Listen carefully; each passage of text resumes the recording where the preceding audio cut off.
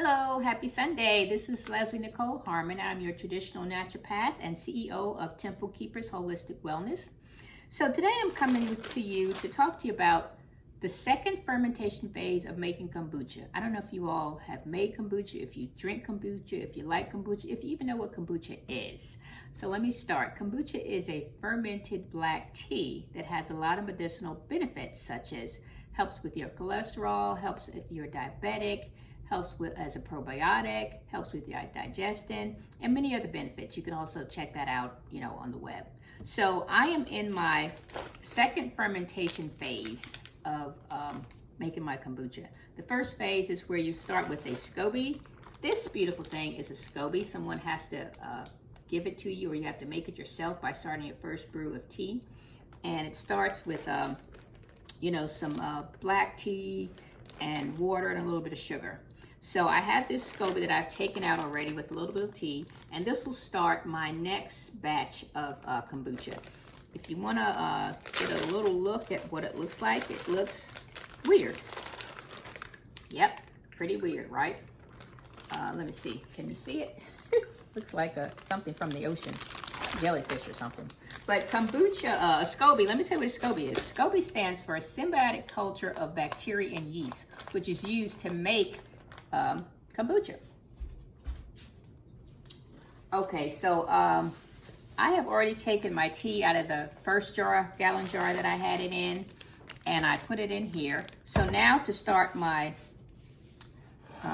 second fermentation, which includes sweetening it, adding sweetener, I have some pureed fruit. This one is pears and blueberries. And this one is some pureed apples. So I have these nice airtight bottles here, and I'm gonna put some of the tea in there, and then I'm gonna put a little bit of the, maybe about 1/4 cup of the pureed fruit in there, and then I'll give it about 2 days, and hopefully I'll have some delicious kombucha, give it more time to ferment for the second time. So I'm gonna put this in here, and then we'll try to add the fruit as well. So there are different ways you can sweeten it with different fruits, maybe even some herbs, but this is what I'm trying. I had gotten my information from this website from a young lady named Angelica, and her site is You Brew Kombucha. She has a lot of great information, so I am basically sharing with you what I learned from her. So I don't have the best, oops. My niece is watching and she's like, oh my gosh, she's OCD. She knows she doesn't like to see anything get dirty. So I'm trying to make this as clean of a process as possible. Okay, so I'm gonna add a little bit more tea in here. And that'll be my first jar. Ooh, you can tell it's starting to ferment and fizz already, which is what we want.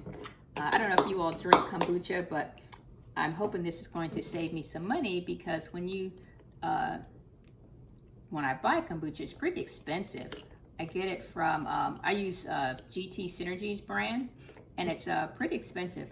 I think it's kind of like maybe $3.25 per 16-ounce bottle. That can be kind of costly. All right, so let's go on to the next one.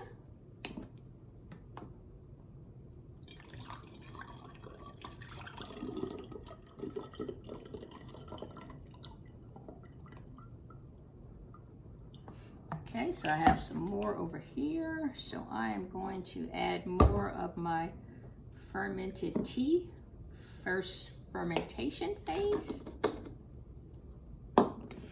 And again, we are in our second fermentation phase, which is adding the sweetener to it.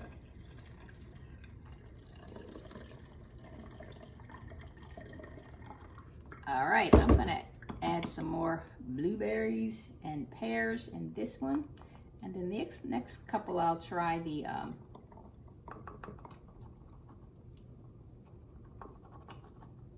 I will try the apples that I have and see how that shakes out. yeah, I probably will need to get a better funnel next time, but for now, this is going to work. And I'm leaving a little room in the bottle. Okay. All right, we got a couple more, hopefully we can fill up.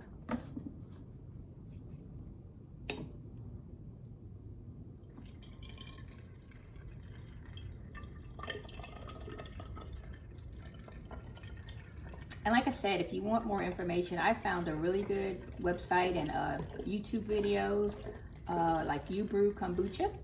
And I thought it was pretty simple. You know, I think the thing that most of us will have to get started with the first fermentation is a SCOBY. And again, somebody has to give you a SCOBY, because I don't think you can just make a SCOBY.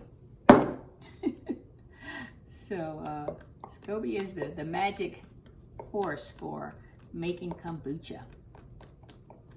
All right, again, next time I'll get a better funnel, but this is what I had around the house right now. So this is what I'm going to use.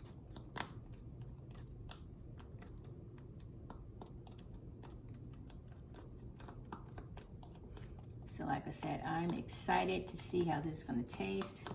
I will get back to you all in a few days and let you know the success of my kombucha, my sweetened kombucha, second fermentation. Okay.